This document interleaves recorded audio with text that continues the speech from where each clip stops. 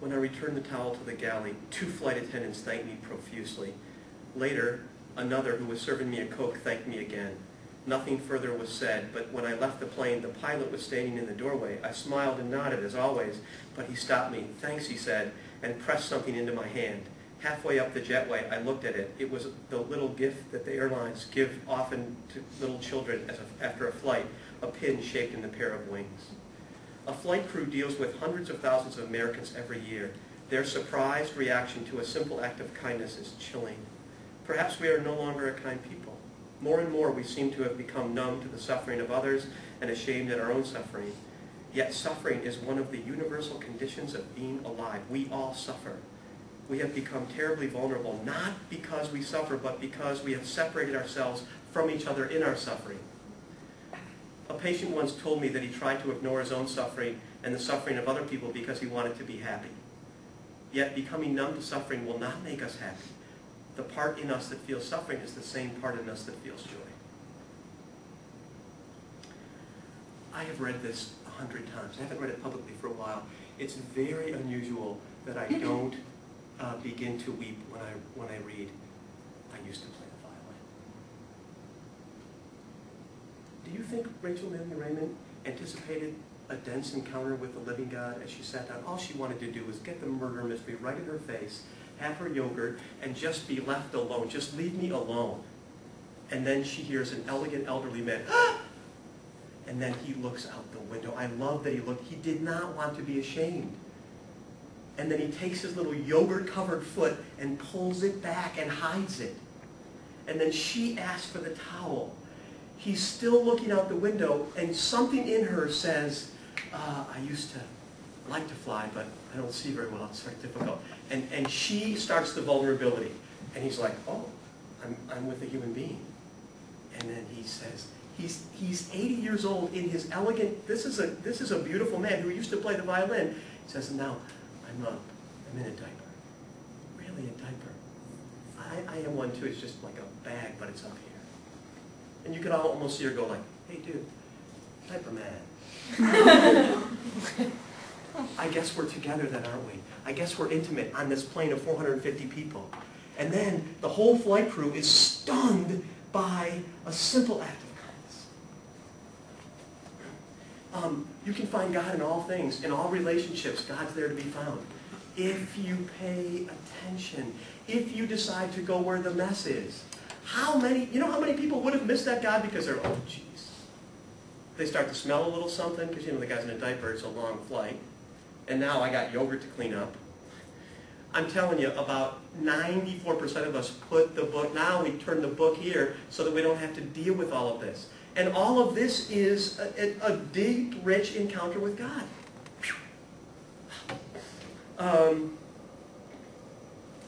When I taught at Loyola, if I didn't have a agnostic or a atheist in one of my classes, I would just pull a kid aside and pay him, like, "Here, just for like 50 minutes. Be an atheist for about a month and give it your best shot. The better you are, the more you get paid." Because the classes were so much better with an atheist or agnostic. Because, I got all these little sophomore juniors like, "Yes, sir, whatever, is that on the quiz?" Like, shut up. Come on, work with me. You guys believe this? Are you crazy? This is ridiculous. It suggests that God entered needing the diaper and left needing the diaper. You guys believe that? It's suggesting that the cross is an invitation, that the cross is a way of liberation. Like, are you guys on for that? Like, oh, please. You're all going to, all of your little transcripts are laminated, and it says nothing about any of this, and you all want to go places and get a Volvo with a little white picket fence or whatever you're going to do. Like, come on. You're like, "Oh, no, sir, I believe in the gospel." All right, whatever. So if you had an atheist that was willing to go like, "This is ridiculous," and then the kid's like, "Yeah, I think it is ridiculous," now you're having some conversations. So in this class, I didn't have to hire anybody because this guy was like, "Oh, man, come on." And he came from one of those families that, you're going to be a doctor, and we're going to get you into the 3-year program, and he had sort of bought into all that. And so he was sort of above the fray. And he would look at me with sort of kind benevolence, almost pat me on the head. Like, "I know you're obligated to say all this." But in his eyes, it was like, "Come on. You believe in God." gospel. Like, aren't we, isn't that quaint? Isn't that like, you know, passé? And so we would go back and forth, and I would give him stuff to read, and he would critique it, you know. And then I would give him harder stuff to read, and he'd be like, oh, and he would like write his little essays, and he was very brilliant. And so finally, in effect, he came and returned all my books. It's like, so is this all you got? And I was a wrestler, you know what I'm saying? And so when another male says, this is all you got, you're like, okay, dude, let's go right now. I'm like, no, it's not all I got. So I said, okay, how about if you stop reading and start experimenting? It's like, what? So I went to our service guys and asked them all these questions. So I thought, wouldn't it be cool if Mr. Harvard boy went to and hung out with Alzheimer's patients, some of whom may have gone to Harvard. And then we come back and he talks about it. And then we talk about the gospel in light of Alzheimer's. Because he might have Alzheimer's. You know, you're going to probably get Alzheimer's, Mr. Smarty Pants. Nothing personal, but you know what I'm saying. So he goes, and then he comes back, and we start to have these really rich conversations, beautiful conversations.